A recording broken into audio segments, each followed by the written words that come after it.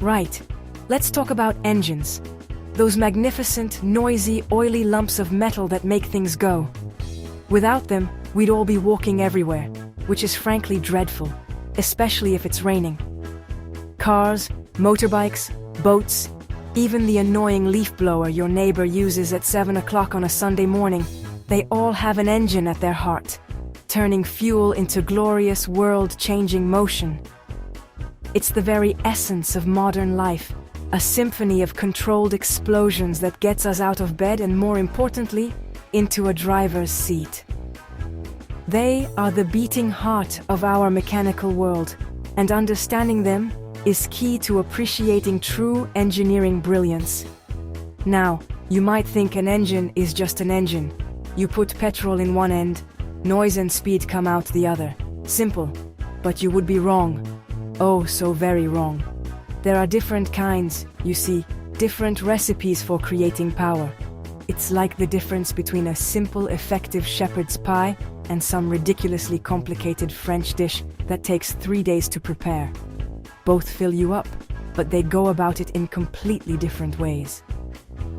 The most common types you'll hear about are the four-stroke, found in your sensible family saloon, and its wilder, slightly unhinged cousin, the two-stroke.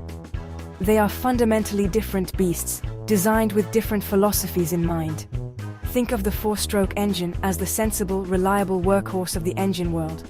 It's what powers your Ford Focus, your Volkswagen Golf, your everything mobile.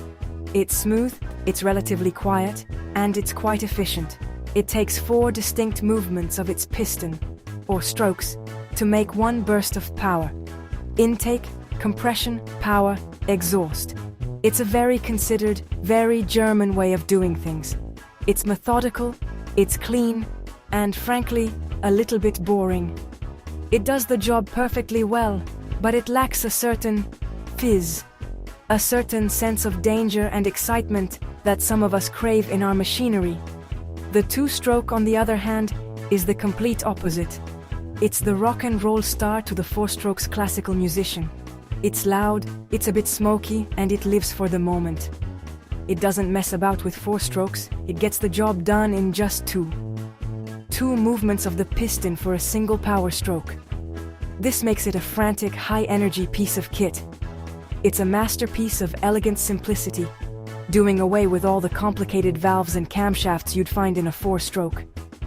It's an engine stripped back to its bare, brilliant essentials, designed for one thing and one thing only: maximum power in the smallest package possible. So, how does this marvel of minimalist engineering actually work? Well, it's brilliantly simple, which is why I love it. Imagine a cylinder with a piston inside. On the first stroke, as the piston moves up, 2 things happen at once. It compresses the mixture of air and fuel in the top of the cylinder, getting it ready to ignite. At the same time, its upward movement creates a vacuum below, sucking a fresh charge of air, fuel, and crucially, oil into the engine's crankcase. It's a clever bit of multitasking, doing 2 jobs with one single elegant movement. There are no fussy valves opening and closing. It's all done with clever holes or ports in the side of the cylinder. Then comes the fun part, the power stroke. At the very top of the piston's travel, the spark plug ignites the compressed fuel and air mixture. Kaboom! A massive explosion forces the piston back down the cylinder with incredible force. This is the power that turns the wheels, spins the blades, or makes that incredible, ear-splitting noise we all adore. As the piston hurtles downwards, it uncovers an exhaust port, letting the spent gases escape with a satisfying brap. It's a violent, instantaneous release of energy that defines the two-stroke's character. This is where the magic, the speed, and the sheer drama of the engine come from. But wait, there's more genius to come. As the piston continues its downward journey, it uncovers another port, the transfer port. The downward movement has pressurized the fresh fuel-air-oil mixture that was waiting in the crankcase from the first stroke.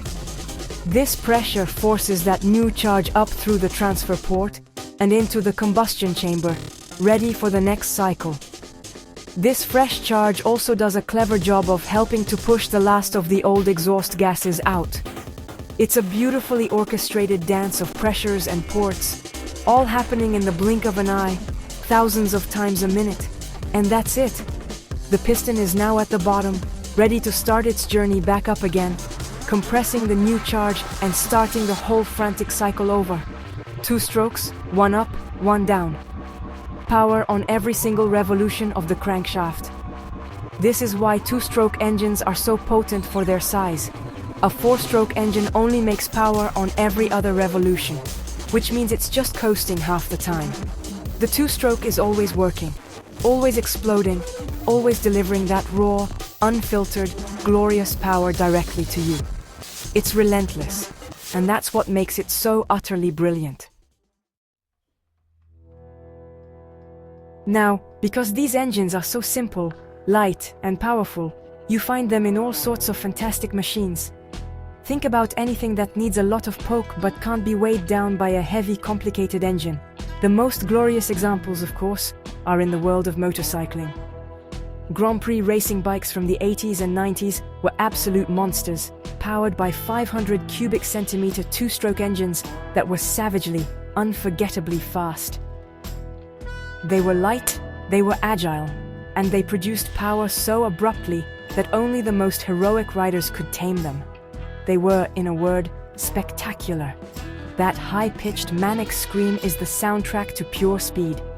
You'll also find them in the dirt. Motocross and enduro bikes almost exclusively use 2-stroke engines for decades. Why?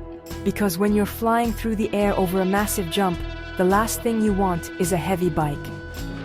The lightweight nature of the 2-stroke means the bikes are easier to flick around corners, easier to handle in the rough stuff, and quicker to accelerate out of muddy turns.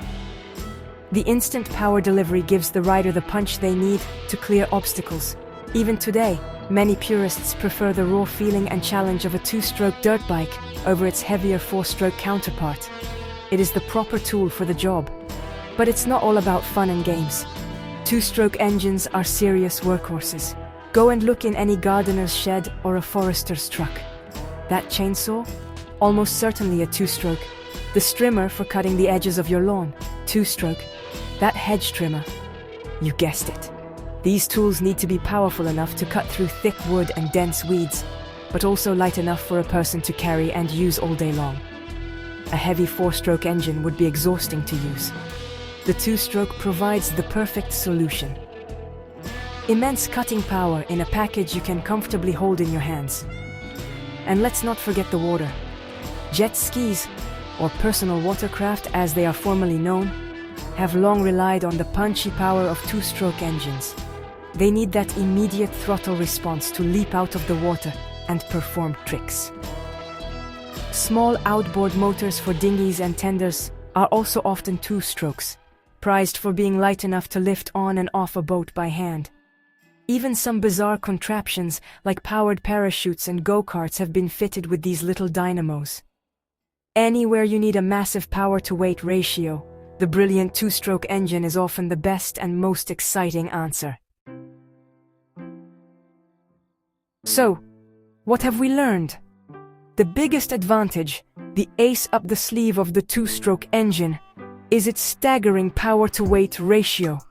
Because it produces power on every revolution and has far fewer moving parts, no camshafts, valves, push rods, or rockers. It can be made incredibly light and compact for the amount of power it kicks out. This makes it the undisputed king for applications where weight is the enemy and power is everything. It's a simple design, which also means that, in theory, it's cheaper to manufacture and easier to maintain. Fewer parts mean fewer things to go wrong. It's a triumph of minimalist design. However, and this is a big however, the 2-stroke is not without its flaws. It is, to put it mildly, a bit of a hooligan. One major issue is lubrication. In a 4-stroke, oil sits in a sump and is pumped around the engine. In a 2-stroke, The oil has to be mixed directly with the petrol to lubricate the crankshaft and piston as it passes through the crankcase. This means the oil is burned along with the fuel, which leads to that characteristic blue smoke and a rather unpleasant smell. This is not what you'd call environmentally friendly, and it's one of the main reasons they've been phased out of modern cars and road bikes. Furthermore, they aren't particularly efficient. Because the fresh fuel charge is used to push out the old exhaust gases, some of that unburnt fuel inevitably escapes straight out of the exhaust port. You're literally throwing away fuel, which is why two-strokes are notoriously thirsty compared to their four-stroke cousins. They also tend to wear out faster. The lack of a dedicated lubrication system and the higher operating stresses mean pistons and cylinders need replacing more often. They live fast and die young, the James Dean of the engine world. It's a trade-off. You get incredible performance, but it comes at a cost. In the end, knowing the difference between engine types is more than just pub quiz knowledge. It helps you understand why the machines in your life behave the way they do. You understand why your chainsaw is so loud and powerful, why your car is so smooth and quiet, and why old racing bikes were so terrifyingly fast. The two-stroke is a flawed genius, a masterpiece of raw mechanical simplicity that's been pushed aside by more sensible, cleaner technology. But for sheer, unadulterated excitement and power per kilo, nothing, and I mean nothing, comes close. And on that bombshell, it's time to end.